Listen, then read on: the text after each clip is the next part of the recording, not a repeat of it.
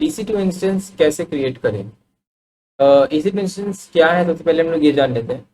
EC2 instance जो है वो आपका एक वर्चुअल मशीन है, ठीक है। और यहाँ पे वर्चुअल मशीन से हम लोग का क्या मतलब है? वर्चुअल मशीन मतलब कि लेट्स से आपके पास एक कंप्यूटर है, ठीक है। उसमें आपका एक ही ऑपरेटिंग सिस्टम चल रहा है, यानी कि जैसे विंडोज जो है वो आपका एक ऑपरेटिंग सिस्टम है, ठीक है।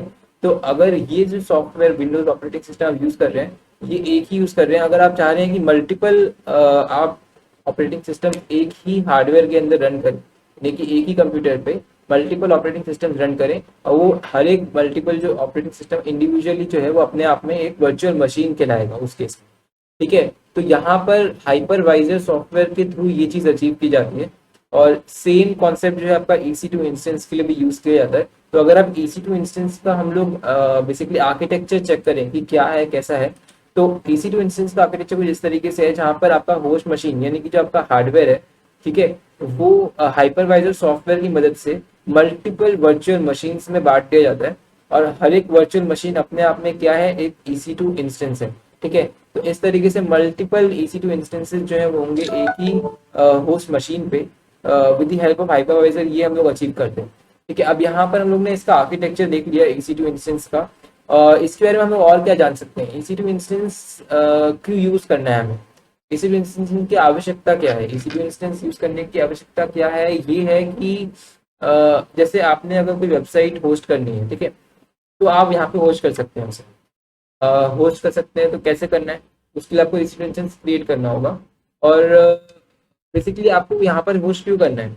रिक्वायरमेंट क्या आती है क्लाउड की? रिक्वायरमेंट यहाँ पे ये आती है कि अगर आपका जो वेबसाइट है, ठीक है, जैसे आप अपने लोकल कंप्यूटर में चला लेते हैं, लेकिन अगर वो आप चाहते हैं कि मतलब आपके लिए कोई और चलाए आपकी वेबसाइट, और आपकी वेबसाइट जो है वो और लोग जो है सर्च भी कर पाए और व्यू कर पाए, देख पाए, तो उस केस में आप जो है क्लाउड पे रख देते हैं अपनी वेबसाइट को। बेसिकली क्लाउड यानी कि एक होस्ट मशीन पे रख देते हैं, जो कि आपका आपके पास नहीं होती, लेकिन आपसे दूर किसी लोकेशन पे जो है वो खड़ी होती है मशीन, और वहां पे आपका जो आपका वेबसाइट या आपका जो भी एप्लीकेशन है वो चल रहा होता है, ठीक है।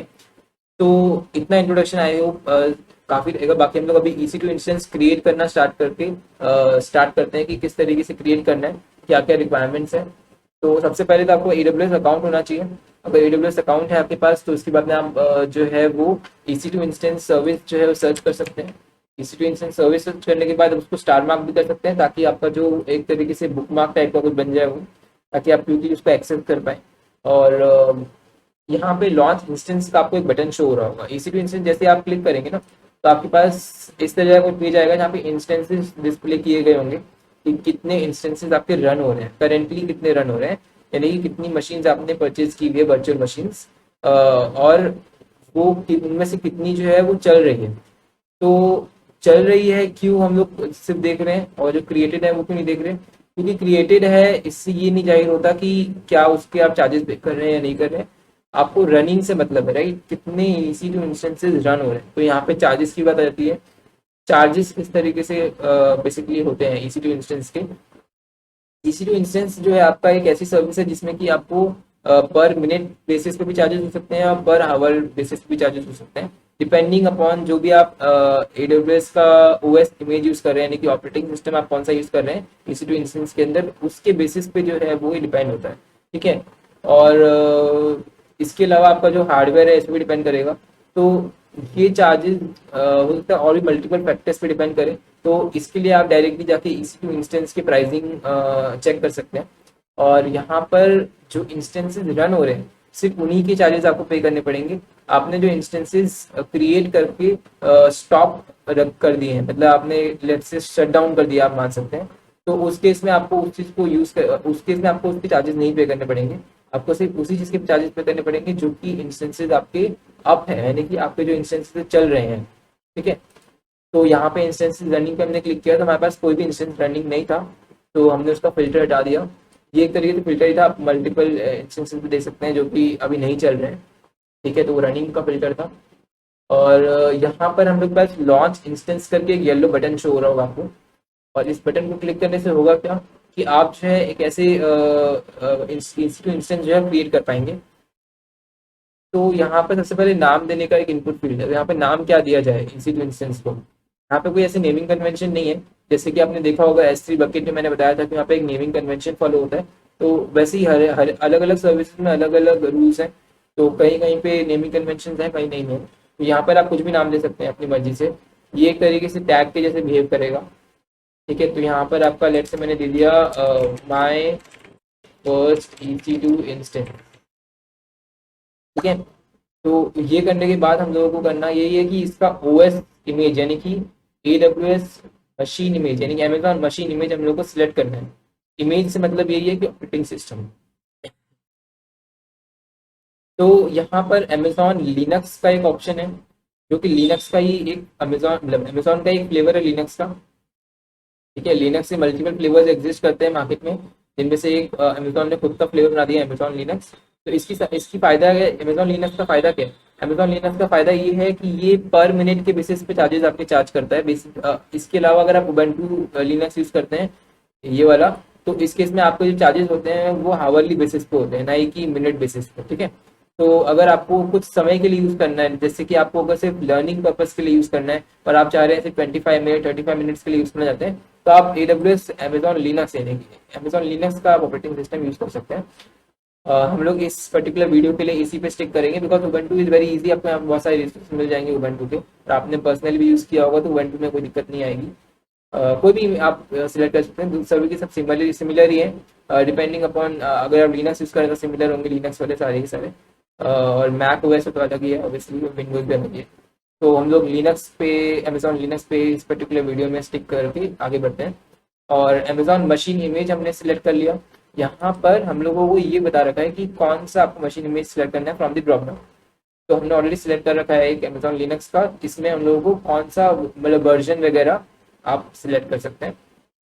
तो यहाँ पर मैंने 2023 का AMI सिलेक्ट कर रखा है, फ्री टियर एलिजिबल है ये। फ्री टियर एलिजिबल का मतलब ये है कि आपने लेट से साइन अप किया हुआ AWS पे और आपको फ्री टियर मिला होगा 1 ईयर के लिए, तो वही है फ्री टियर। यहाँ पर अगर फ्री टियर एलिजिबल है तो आप उसको यूज़ कर लें, तो बेनिफिशियल रहेंगे, कोई चार्जेस नहीं पे करने पड़ेंगे आपको। और वैसे भी मिनिमल चार्जेस हैं, इनकी टेस्टिंग सीरीज होती है। ठीक है, तो उससे मिनिमल चार्जेस होंगे जब हम मशीन सेलेक्ट करेंगे, नीचे टेस्ट सीरीज के सिलेक्ट करेंगे। ठीक है, इंस्टेंस अच्छा पहले हमने यहाँ पे स्किप कर दिया, आर्किटेक्चर क्या रखना है हमें। आर्किटेक्चर हम लोग दो आर्किटेक्चर हमारे पास अवेलेबल है, एक तो आपका AMD हो गया और एक आ गया ARM। ठीक है, तो AMD के साथ हम लोग आगे बढ़ते हैं। और इसमें इंस्टेंस टाइप हम लोग को सिलेक्ट करने के लिए कह रहा है। इंस्टेंस टाइप में हम लोग के पास दो चीज़ें आ जाती हैं, एक तो इंस्टेंस फैमिली मतलब इंस्टेंस टाइप का जो है ना, दो यहाँ पे आप ड्रॉप डाउन देख रहे हैं, यहाँ से आपको बेसिकली हार्डवेयर सिलेक्ट करना है, कौन से टाइप का हार्डवेयर आप सिलेक्ट करना चाह रहे हैं, तो यही है इंस्टेंस टाइप। ठीक है, यहाँ मल्टीपल ऑप्शन देखेंगे आप, जैसे T2 माइक्रो है, T2 नैनो है वगैरह वगैरह। तो ये सारे ऑप्शन देखें आप, M सीरीज आ गया, फिर आपका जाएंगे तो P सीरीज आ गया, R सीरीज आ गया। ये सारी अलग अलग सीरीज है। मैं क्या कह रहा हूँ, इसका मतलब ये है कि जैसे T सीरीज है, T सीरीज मतलब कि टेस्टिंग सीरीज। ठीक है, वैसे ही अलग अलग चीज़ों के लिए अलग अलग सीरीज बन रखी है, जैसे कंप्यूट सीरीज हो गई, फिर मेमोरी सीरीज हो गई। तो ये सारी मेमोरी ऑप्टिमाइज सीरीज हो गई, कंप्यूट ऑप्टिमाइज सीरीज हो गई। ये ऑप्टिमाइज्ड है किसी एक स्पेसिफिक टास्क के लिए, यानी कि T सीरीज जो है टेस्टिंग के लिए ऑप्टिमाइज्ड है। बेस्ड ऑन दैट ओनली उसके चार्जेस भी मिनिमल है। ठीक है, और अगर आप किसी कंप्यूटर ऑप्टिमाइज सीरीज पे जाते हैं या मेमोरी ऑप्टिमाइज सीरीज पे जाते हैं तो थोड़े से चार्जेस इंक्रीज हो जाते हैं। ठीक है, तो वहाँ पर कंप्यूट ज़्यादा होगा कंप्यूटर ऑप्टिमाइज में, मेमोरी ऑप्टिमाइज में मेमोरी ज़्यादा होगी। ठीक है, comparison to CPU and other resources. और इसके अलावा यहाँ पे आप देखेंगे यहाँ पे कुछ दो कंपोनेंट्स हैं इसके, डॉट से सेपरेटेड है। तो इंस्टेंस टाइप के दो कंपोनेंट्स कौन कौन से हैं, जैसे T2 जो है ये आपका दिखाता है कि इंस्टेंस की फैमिली क्या है। ठीक है, इंस्टेंस की फैमिली क्या है, और जो डॉट के बाद वाला हिस्सा है ये आपको बताता है कि इंस्टेंस का जो बेसिकली साइज है वो क्या है। ठीक है, तो नैनो साइज हो गया, माइक्रो साइज हो गया, स्मॉल साइज हो गया। साइज से क्या पता चलता है कि उसके अंदर कितना रैम है, कितना CPU है और क्या क्या रिसोर्सेज हैं, वो साइज डिनोट करता है। और T2 हम लोग का जो फैमिली है ये बेसिकली ये बताता है कि किस फैमिली का है, यानी कि टेस्टिंग फैमिली का है या फिर टेस्टिंग करने में भी कौन सी जनरेशन वगैरह। तो ये सारी चीज़ें हम लोग बदलती हैं इससे। तो यहाँ पे हम लोग currently free tier eligible option को सिलेक्ट करके आगे बढ़ सकते हैं। की पैर आ जाते हैं। की पैर हम लोग इस तरीके से, की पैर क्या है बेसिकली, की पैर हम लोग का एक तरीके से आप बोल सकते हैं लॉग इन करने के लिए काम आएगा हम लोग को। तो अगर आप इस पर्टिकुलर मशीन पे लॉग इन तो ऑब्वियसली करना चाहेंगे ही, ताकि अपना जो वेबसाइट आप इस पर डाल पाएँ। ठीक है। तो वो करने के लिए आपको कुछ क्रेडेंशियल्स वगैरह चाहिए होंगे। क्रेडेंशियल्स के लिए आप क्या कर सकते हैं कि आपको बेसिकली यहाँ पर आपकी प्राइवेट की और पब्लिक की आपको बनानी पड़ेगी, मतलब की पैर बनाना पड़ेगा आपको, और उस की पैर की मदद से की पैर में क्या होगा, प्राइवेट की होगी पब्लिक की होगी। प्राइवेट की जो है वो आपको अपने पास रखनी है, और पब्लिक की आपकी EC2 मशीन पे, यानी कि जो आपका रिमोट मशीन है उस पर रहेगी। ठीक है। तो जिसकी मदद से जो है आपका मशीन जो है वो ऑथेंटिकेट किया जा सकता है, मशीन जो है ऑथेंटिकेट कर पाएगी आपको एज अ ऑथेंटिकेटेड यूजर। ठीक है, ऑथेंटिक यूजर। और इसके अलावा यहाँ पर क्रिएट भी कर सकते हैं आप नई की पैर। ठीक है, आपको RS से सिलेक्ट कर लेना है, की पैर का नाम ले लेना है, जैसे मैं अमन राजपाल दे रहा हूँ करेंटली। ठीक है, और पैम फाइल हम लोग जनरेट करेंगे इसकी, प्राइवेट की फाइल फॉर्मेट। और इसके बाद में क्रिएट की पैर कर लेते हैं। ये हो गया आपका की पैर डाउनलोड। ठीक है, इसको आपको सेफली अपने पास रख लेना है। इसके बाद हम लोग ये देख लेते हैं कि आपका नेटवर्क सेटिंग्स जो है, ठीक है, तो की पैर हम लोग का कंप्लीट हो गया। यहाँ पे आपको ऑटोमेटिकली जो आपने क्रिएट किया है वो आपका सिलेक्ट भी हो जाएगा। ठीक है, और नेटवर्क सेटिंग्स में आ जाते हैं। नेटवर्क सेटिंग्स के आपका क्या काम है, नेटवर्क सेटिंग्स आपका ये डिसाइड करता है कि आप जो अपना मशीन रन कर रहे हैं वो कौन से VPC में रन हो रहा है। इसके लिए आप अभी हम लोग उसको अभी स्किप कर लेते हैं, सबनेट वगैरह ये सारी चीज़ें हम लोग स्किप कर लेते हैं, बिकॉज ये सब चीज़ें डिफॉल्ट में ऑलरेडी बन रखा है, तो डिफॉल्ट ही रहने देते हैं अभी के लिए। इसको हम लोग किसी और वीडियो में कवर करेंगे कि किस तरीके से ये आप खुद से डिज़ाइन कर सकते हैं, VPC कौन सा बनाना है और सबनेट कौन सा बनाना है, तो वो हम लोग आने वाली किसी वीडियो में कवर कर देंगे। और इन सब चीज़ों को ऐसे ही रहने देने के बाद हम लोग क्या करते हैं कि कॉन्फ़िगर स्टोरेज पर जाते हैं। कॉन्फ़िगर स्टोरेज में आप देखेंगे तो यहाँ पे 8 GB आपका जो है वो ऑप्शन ऑलरेडी डिफ़ॉल्ट है, तो हम लोग 8 GB रहने देते हैं। इससे ज़्यादा हमें रिक्वायरमेंट नहीं है, बिकॉज हम लोग रनिंग पर्पज़ के लिए यूज़ कर रहे हैं शुरू से। और यहाँ पर आप देखेंगे तो आपके पास मल्टीपल ऑप्शन आ रहे हैं एडवांस डिटेल्स में। ये सब चीज़ें हमें नहीं देखने की ज़रूरत है, बिकॉज इसमें कुछ खास है नहीं। ठीक है, अगर हम लोग को देखना होगा तो हम लोग किसी फ्यूचर वीडियो में कवर कर लेंगे। इस वीडियो में हम लोग इसको काफ़ी सिंपल रखते हैं। और यहाँ पर आप देखेंगे enable auto assign public IP लिखा हुआ है। ठीक है, तो ये हमेशा ऑटो असाइन पब्लिक IP हमेशा एनेबल रहना चाहिए। अगर एनेबल नहीं है तो इसको आप एनेबल कर सकते हैं। ठीक है, डिसेबल नहीं होना चाहिए कभी भी। आई होप आपको ये तो समझ में आ गया होगा। इसके अलावा यहाँ पर हम लोग लॉन्च इंस्टेंस पे क्लिक करके इसको लॉन्च कर लेते हैं फटाक से। Successfully instantiated launch of instance. ठीक है, इसको हम लोग क्लिक करके ID पे डायरेक्टली इंस्टेंस पे पहुंच सकते हैं।